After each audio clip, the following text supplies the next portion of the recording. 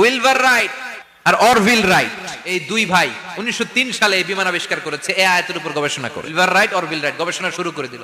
পাহাড়ে শুয়ে শুয়ে দুই ভাই খালি পাখির ছবি আঁকে, কেমনে পাখিগুলো ডানা ঝাপটা মেরে ওঠে, কেমনে নামে, গবেষণা করতে করতে করতে প্লেন বানায় ফেললো 1903 সালে। আজ থেকে 100 বছর আগের স্টোরি শোনাচ্ছি আপনাদের। তখনকার বিমান এখনকার বিমানের মতো ছিল না।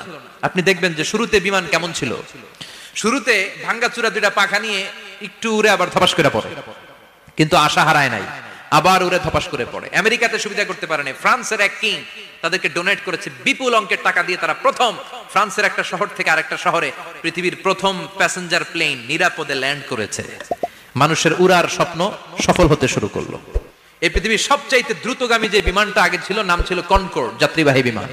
এটার পরে এখন একটা বাইরে বম সুপারসনিক, এত স্পিডে চলে, এই মাত্র দেখলেন এদিকে, এরপর দেখবেন নাই ওইদিকে। সুবহানাল্লাহ পড়ে।